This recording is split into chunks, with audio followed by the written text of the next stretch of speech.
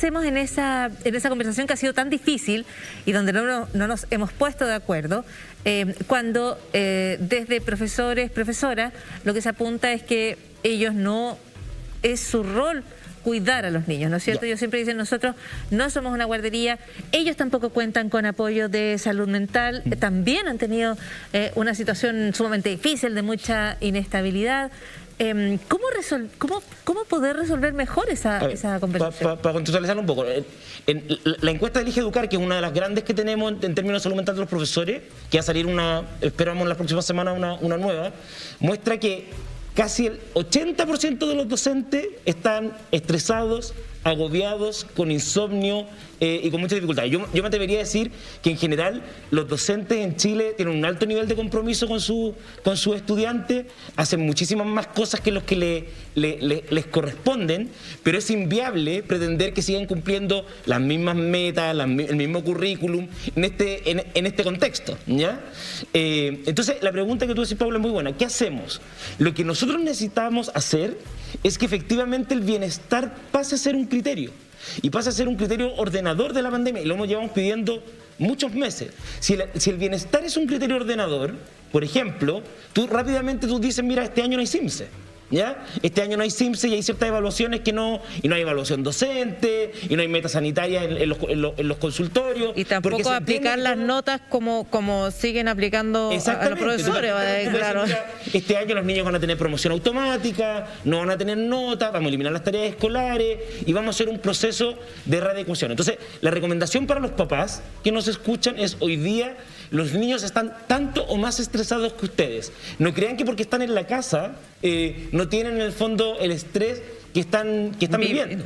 Entonces, uno tiene que ser capaz de dimensionar qué es lo que ellos han vivido también. Los adolescentes también. O sea, imagínate lo que es un cabro que está hoy día en segundo año de universidad y tuvo cuarto medio con estallido social, no tuvo graduación. Primer año de universidad, no conoció ningún compañero. Segundo año de universidad, sigue en la misma dinámica.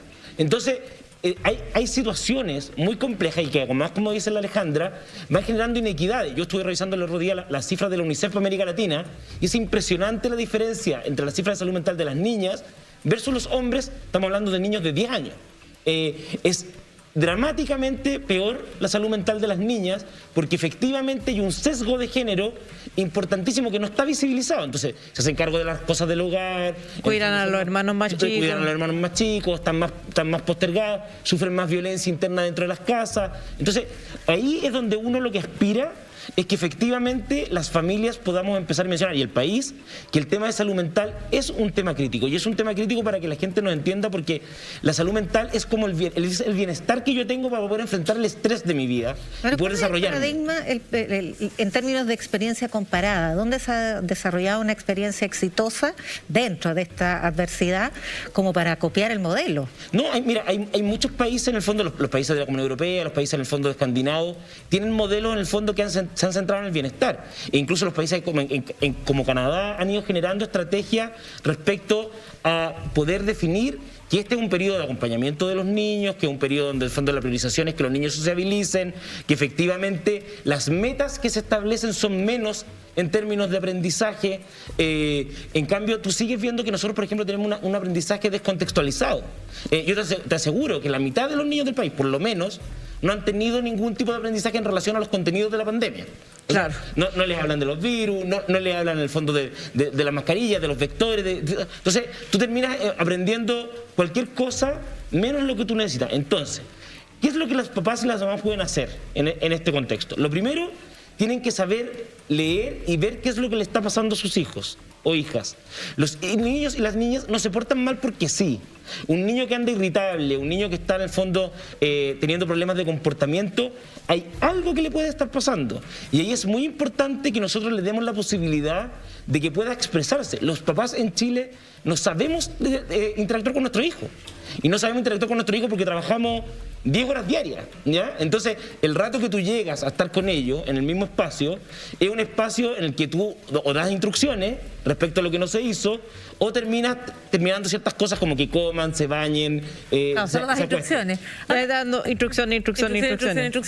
¿Qué pasa o cómo se aborda con los niños y las niñas un mensaje que puede ser contradictorio en algunos momentos? Porque tú por un lado quieres que se cuiden, ellos han visto, ven las cifras, ven los reportes del ministerio, porque están todo el día en la casa, la conversación está allí, el temor de los padres, a lo mejor algún contagio cerca, a lo mejor en algunos casos una persona que ha fallecido cerca.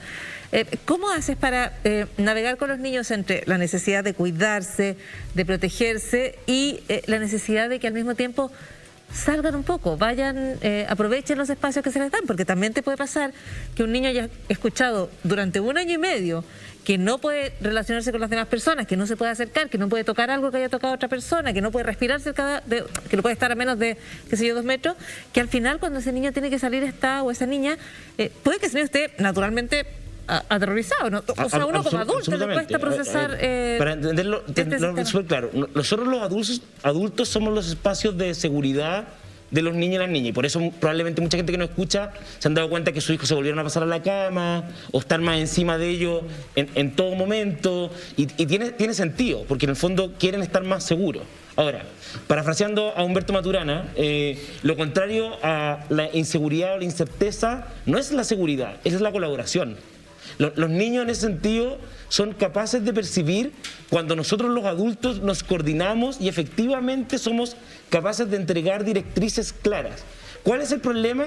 Que hoy día las directrices son todas distintas, ¿ya? Y ese es el problema que tenemos. Entonces, si los papás se ponen de acuerdo, si hay un discurso unificado con el colegio, yo digo, cuando mis hijos fueron al colegio, ninguno de los 3 estaba pasmado, pero acogimos un montón de cosas. O sea, acogimos el que yo lo fui a dejar, lo fui a buscar esos días, coordinamos con los papás de sus mejores amigos. O sea, obviamente es una situación compleja, pero requiere que en el fondo uno lo vaya a coger, porque tampoco sabemos cuánto tiempo vamos a entrar en esta dinámica de entrada y salida.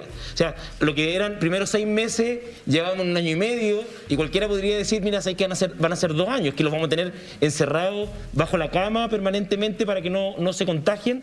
No, aquí todas las instituciones internacionales y nacionales han dicho que la sociabilización y el espacio de colegio es fundamental para el desarrollo de las niñas y las niñas.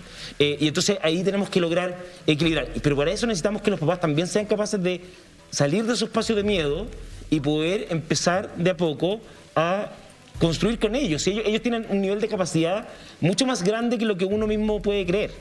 O sea, esta idea de que el colegio debe ser lo último que cierra y lo primero que abre en Chile no ha ocurrido.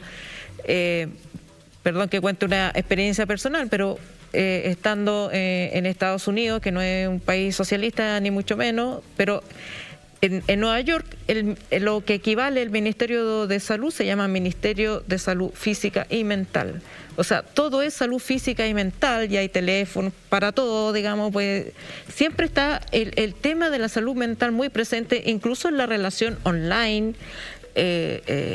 Yo tengo un montón de anécdotas porque están muy pendientes de lo que los niños dicen, qué quiso decir con tal expresión, y como tenemos nosotros, por ejemplo, en español uno dice, me quiero matar, porque...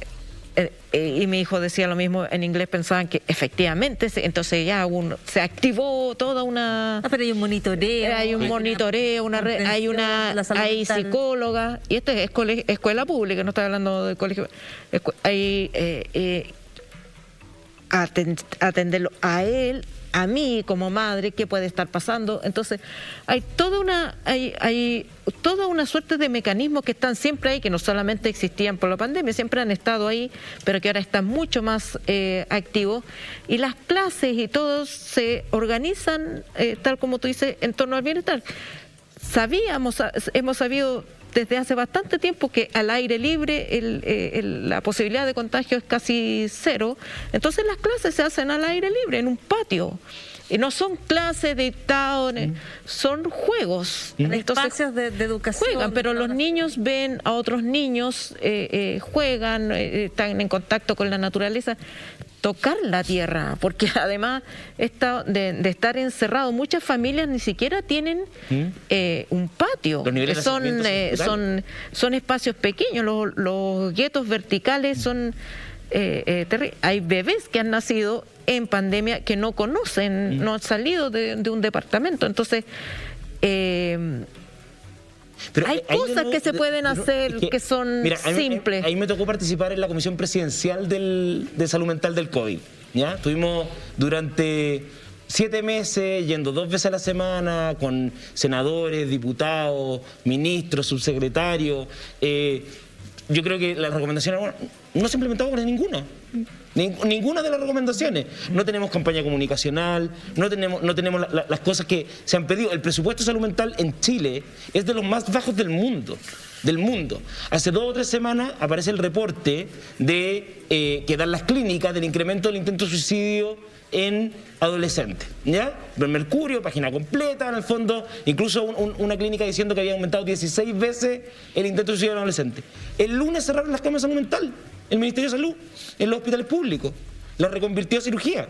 Esa es la realidad que nosotros tenemos. La realidad que nosotros tenemos es que de verdad creen que lo que nosotros hacemos no es ciencia, ¿ya? No logran tomarle el peso, pese a que son la primera causa de licencias médicas. Y lo que te dicen es, no, es que los chilenos mienten, se las consiguen, son licencias falsas, cuando la realidad es que la población está reventada. Esa es la realidad.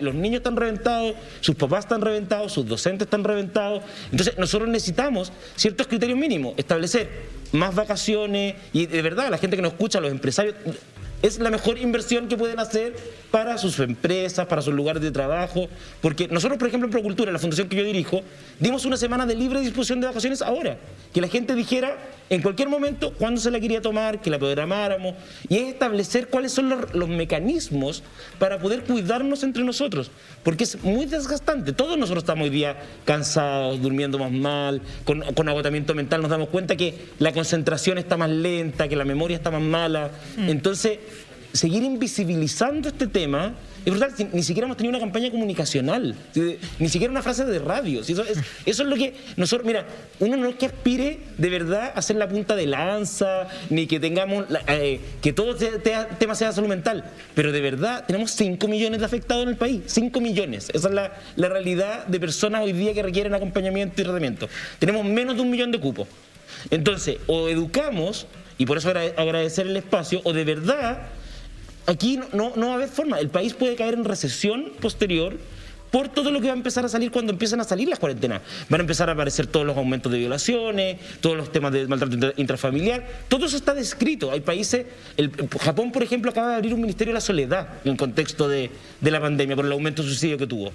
Sí. Entonces, si aquí no hay que inventar la rueda, es cosa de mirar cómo está la evidencia y ver en el fondo qué cosas podemos implementar para que esto mejore. Bueno, y por lo pronto es dejar de mirar con sospecha las licencias médicas, o dejar de pensar desde la sospecha nuevamente cualquier planteamiento que se haga respecto a la necesidad de abordar la salud mental. Es bien dramático lo que nos cuentas, Alberto, particularmente de la forma en que le hemos fallado a niños y niñas durante esta pandemia, y no llevamos 3 meses, ni 6, ni 9, llevamos 1 año y 7 meses ya en esta situación.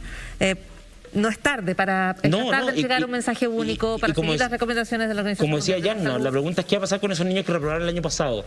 ¿Van a volver a reprobar este año? Un niño que pierde 2 años escolares deserta. Y nosotros sabemos que la deserción es el camino inicial al consumo de droga. Ya hay 40.000 deserciones escolares. Sí. Hay muchísimo que seguir conversando y hemos tratado de aportar algo desde este espacio. Muchísimas gracias, Alberto, por haber estado hoy día con nosotros. Muchas gracias a ustedes. Tenemos un libro de regalo para ti, Recetas Conciencia, de Gabriel León y María Paz Contreras. Aquí le agradecemos a Penguin Random House por ese pequeño obsequio. Alberto Larraín, psiquiatra, director ejecutivo de la Fundación Procultura y académico de la Universidad Autónoma. Muchas gracias, Paula. Muy buenas noches a todas. Gracias.